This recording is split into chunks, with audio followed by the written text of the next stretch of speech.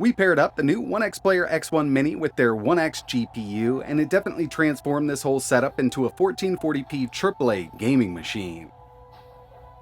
What's going on, everybody? It's ETAPRIME back here again. Recently on the channel, we took a look at the all-new Onexplayer X1 Mini, and this thing definitely puts down some really good performance. We've got an 8.8-inch 144Hz display paired up with a Ryzen 7 8840U, detachable controllers. It's got USB 4, an easily swappable M.2 SSD around back, a built-in kickstand, and really this is meant to be a 3-in-1 gaming machine. Now on the 8840U with those RDNA 3 graphics, it does a great job with AAA games, but we definitely need to take that resolution down a little bit. And of course, we do have USB 4 here, which will allow us to connect the Thunderbolt 3 or Thunderbolt 4 eGPU dock, but Onex also added OCuLink to the bottom of this unit. Now, I'm a huge fan of OCuLink eGPUs just because they do offer much faster speeds than USB 4 and Thunderbolt 4. Hopefully, when we see Thunderbolt 5 hit the market, it will be beating this out, but for now, this is up to 64 gigs instead of 40 like USB 4 can offer. And you might remember a few months ago, Onex released their OnexGPU, which just happens to be a USB 4 and OCuLink eGPU.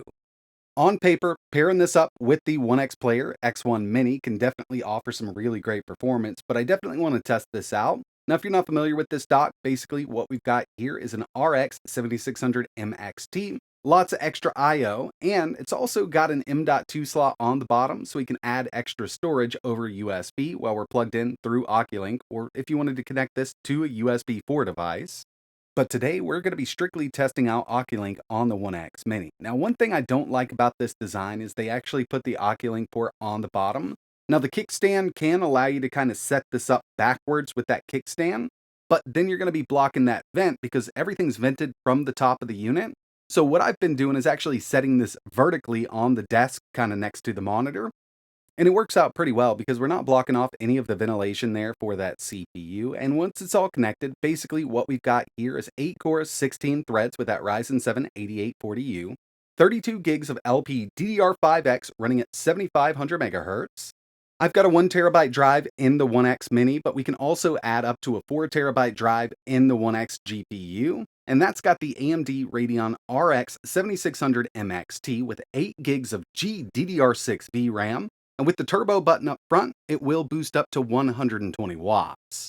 This is kind of the setup that I've been using, setting up the One X Mini vertically just because we've got that OCuLink on the bottom, and I've also got USB plugged in here. That's going to handle our extra storage on the One X GPU plus our extra I/O. If you just connect over OCuLink, you're only going to get that video signal, and you really can't utilize anything else on the One X GPU.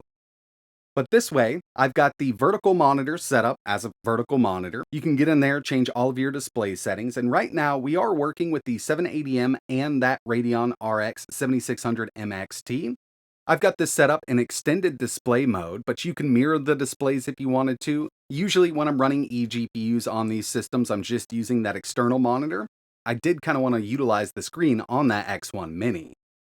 And this setup here doesn't just have to be for gaming. You could use this as a workstation, full-fledged desktop. You could get some editing done with videos and photos. Right now, I've got both of the monitors going, as you can see. Browsing the web on the bigger one. We could also go over to YouTube, watch a video over here if we want to. And we can also utilize the 8.8-inch screen on the X1 Mini. Or if you wanted to totally disable it, you could do it. And keep in mind that the One X GPU does support up to 4 displays out. We've got 2 HDMI ports and 2 display ports. So in total, we could have 5 monitors going off of this whole setup if that's something you really needed. In fact, I think we could do 6 counting the built-in screen because we've still got a USB 4 port on the X1 Mini that will do display out. So obviously we're going to get a pretty nice GPU boost with this more powerful graphics card connected. And the first thing I wanted to show you was just some comparisons between one benchmark here. We're using 3D Mark Time Spy. On the built-in Radeon 780M, we scored a 3,226, but as soon as we connected that RX 7600 MXT, we're up to 9,953. And we can only do up to around 35 watts on this APU. That's kind of 35 watt with that extra boost we've got there. So if we did take the TDP up, we could probably see much better CPU scores here. But now let's go ahead and get into it. I want to show you a few things, then we'll get into some AAA gaming. Okay, so I've got everything up and running, and we do have the Onexplayer Game Center installed here. I'm going to be at 30 watts because we don't need to worry about battery life or anything. We're plugged in to power right now. As you can see, we've got that Ryzen 7 8840U, 32 gigs of LPDDR5X at 7500 megahertz. And instead of using the 780M iGPU, we've now got that AMD Radeon RX 7600 MXT. 8 gigs of VRAM, and this will do up to 120 watts. I've got FurMark here. Let's go ahead and take that resolution up. Since I've got the turbo button on, GPU power jumps up to 120. Temps on this OnexGPU are pretty great, and it doesn't get that loud. It's a full metal chassis, and yeah, I mean, that fan does have to spin up to get that air out, but overall, it's actually a pretty nice little setup here. And at 120 watts, we can expect basically the best performance we can get out of this 7600 MXT connected over OCuLink. Now we're going to see how this thing really performs with AAA games. First up, we've got Helldivers 1440p Ultra, and I probably should have added a little bit of FSR here. Getting close to running under 60 there. As you can see, lots of explosions going on, and I think my teammates are trying to take me out right now. But either way, we're still over that 60 mark, and at Ultra 1440p, no FSR, we're seeing an average of 67 FPS.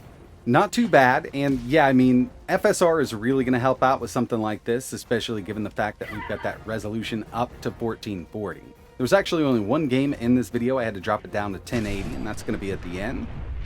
But the next one we have here is Fallout 4, 1440p high, and I didn't try Ultra here because I have been running into issues with this game given the new update, even on higher end systems. But it's pretty locked here at 60. Couple nukes that I dropped did drop me down to around 58, but for the most part, it's still really playable here at 1440 high. Borderlands 3 just runs really well on this system. We're maxed out here at 1440, 100% resolution scale, and we're seeing an average of around 136 FPS.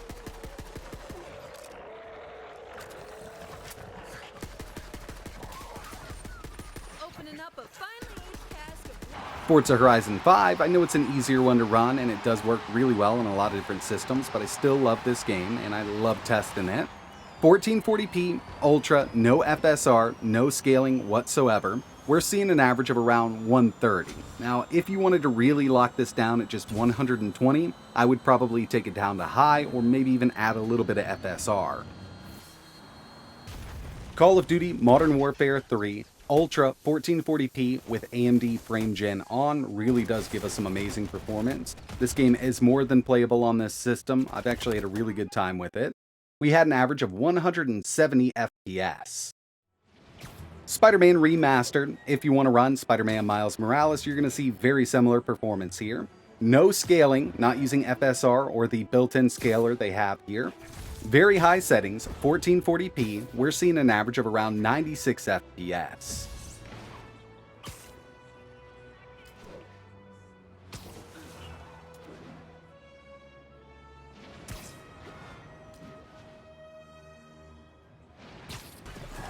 And the final one we have here is Horizon Forbidden West. We are at 1080 medium, so I had to drop this way down, and I've noticed a big issue with this when it comes to eGPUs, whether you're running over OCuLink or USB 4, just really doesn't like them. I mean, we're seeing some bad performance at 1440.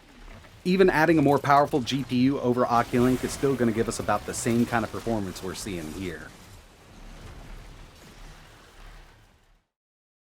I completely understand that a setup like this isn't for everybody, and you're not just going to run out and pick this up to build a desktop PC, but the best part about this is we've got a handheld gaming PC that we can take on the go, and then when you get back to the house, you can plug it into your OCuLink dock and really up that performance. And the OnexGPU is a bit expensive. Recently on the channel, I posted a video showing you how to make a cheap OCuLink dock using parts from Amazon, and that's a real great way to go if you want to get into it. You can basically use any GPU you want. In my video, I went small form factor with it and a Pico power supply to make it really, really small. But you could go up to an RTX 4090 with the correct power supply. So you don't have to spend that much on an OCuLink dock. But that's going to wrap it up for this video. Had a few people asking about that port we've got on the new X1 Mini, so I figured I'd go ahead and make a video. My full review on this handheld will be coming very soon, so definitely keep an eye on the channel. And if you want to learn a little more, I'll leave some links down below. If you've got any questions, let me know in the comments. And like always, thanks for watching.